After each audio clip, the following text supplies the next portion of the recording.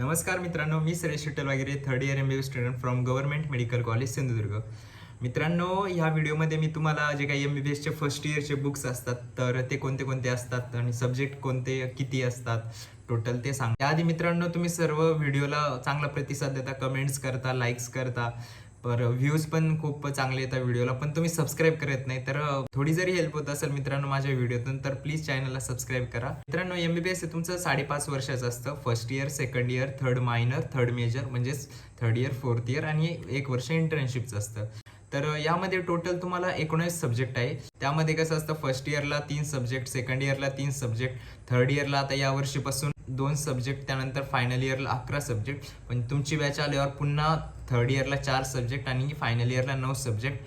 आणि चेंजेस 100% होईल, काही सांगता येत नाही. डबल थर्ड इयरची सब्जेक्ट फायनल इयरला जाऊ शकते किंवा थर्ड इयरचा सब्जेक्ट सेकंड इयरला पण येऊ शकते. पण जे फर्स्ट इयरचे जे 3 सब्जेक्ट असतात ते कॉन्स्टंट राहतात. तर फर्स्ट इयरला बघा मित्रांनो, ॲनाटॉमी, फिजिओलॉजी, बायोकेमिस्ट्री हे 3 सब्जेक्ट असतात. आणि ॲनाटॉमीचाच पार्ट म्हणलं तर हिस्टोलॉजी आणि एम्ब्रिओलॉजी हे सब सब्जेक्ट असतात. तर बुक्सचं सांगायचं झालं तर बघा मित्रांनो, सब्जेक्टचे गोल्ड स्टँडर्ड आणि स्टँडर्ड बुक्स असतात. म्हणजे कसं की बघा, आता तुम्ही नीटची प्रिपरेशन करता आणि फिजिक्सचं गोल्ड स्टँडर्ड बुक म्हणायचं गेलं तर HC वर्मा आणि स्टँडर्ड बुक म्हणायचं गेलं तर DC पांडे, एरलेस किंवा MTG. ओके, जे युट्यूबर्स मित्रांनो की तुम्हाला गोल्ड स्टँडर्ड बुक्स घ्यायला लावता आणि तेच तुम्हाला रेफर करायला लावतात. पण माझं जर वैयक्तिक मत सांगायचं गेलं तर मी तुम्हाला म्हणेल की स्टँडर्ड बुक्स घ्या. तुम्हीच विचार करा, तुम्ही तुमच्या ज्या नीटच्या प्रिपरेशनच्या दरम्यान HC वर्मा जास्त वेस्ट केलंय की MTG नीट गाईड असो किंवा DC पांडे केले. ठीक आहे की गोल्ड स्टँडर्ड बुक्समध्ये नॉलेज खूप चांगलं दिलं आहे, खूप काही गोष्टी चांगल्या दिलेल्या असतात, म्हणजे नॉलेज जास्त दिलेलं असतं. आणि एक असं सांगितलं जातं की नीट PGसाठी चांगलं असतात वगैरे. पण तुमचे ते बुक्स वाचणंच होत नाही. ॲक्च्युली MBBSचे पूर्ण बुक्स वाचूनच होत नाही. पण जे स्टँडर्ड बुक्स आहे ना ते तुमचे बऱ्यापैकी वाचून होतात. म्हणजे टोटल जे मोस्ट ऑफ द जो काही सिलेबस आहे ना त्यात पूर्ण नॉलेज तुम्हाला येऊन जातो. एक प्रत्येक गोष्टीचा एक ओव्हरव्ह्यू अंदाज येऊन जातो. आणि तेच जर तुमच्याकडं गोल्ड स्टँडर्ड बुक आहे तर ते तुम्हाला खरं सांगायचं गेलं तर जीवावर येईल वाचण्याचं. आणि ते बुक्स त्याची लँग्वेज पण थोडी डिफिकल्ट असते. तरी मी तुम्हाला गोल्ड स्टँडर्ड आणि स्टँडर्ड बुक्स दोन्ही सांगतो.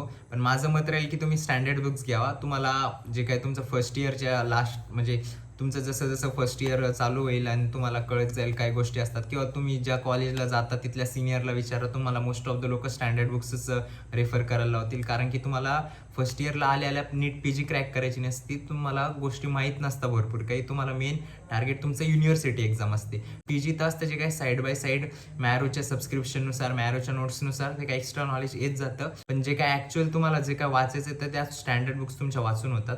पण ठीक आहे, तरी मी गोल्ड स्टँडर्ड बुक सांगतो. डबल कमेंटमध्ये मला म्हणायला नको की तुम्ही गोल्ड स्टँडर्ड बुक सांगितले. तर बघा मित्रांनो, ॲनाटॉमीचं सांगायचं झालं तर ॲनाटॉमीमध्ये गोल्ड स्टँडर्ड म्हटलं तर ग्रेज ॲनाटॉमी नावाचं एक बुक असतं, जे की मला सिनियर म्हटले की ते जे बुक्स आहे ते तुमचं पोस्ट ग्रॅज्युएशन चालू असतं तेव्हा भरपूर जण ते वाचतात. पण काही जण UGच्या टायमाला पण सजेस्ट करतात ते गोल्ड स्टँडर्ड बुक आहे. पण जे स्टँडर्ड बुक्स आहे ते ऐकलं असेल तुम्ही सर्वांनी, विश्राम सिंग आणि BD चौरासिया. मी तुम्हाला वाटलंच तर स्क्रीनवर दाखवतो. हे विश्राम सिंग आहे.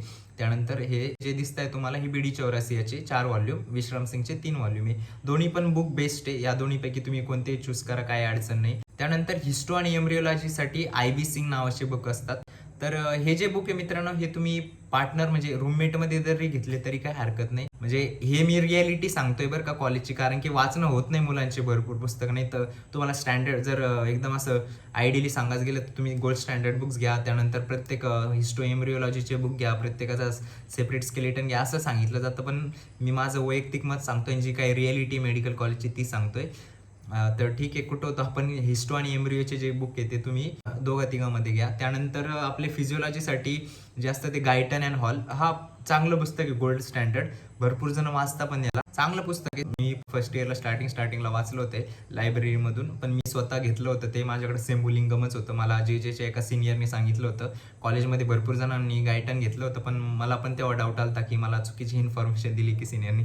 पण जसं जसं पास होत गेले महिने, त्यानंतर आणि शेवटला युनिव्हर्सिटी एक्झाम आल्या तेव्हा कळलं की सेम्बुलिंगम काय आहे काही नाही. नंतर बायोकेमिस्ट्रीसाठी बघा, बायोकेमिस्ट्रीसाठी तर गोल्ड स्टँडर्ड म्हणायचं गेलं तर लिपिन कॉटे, पण ते कोणी घेत नाही. आणि जे 2 पुस्तके सत्यनारायण आणि वसुदेवन तेच यूज करता, स्टँडर्ड बुक्सच यूज करता.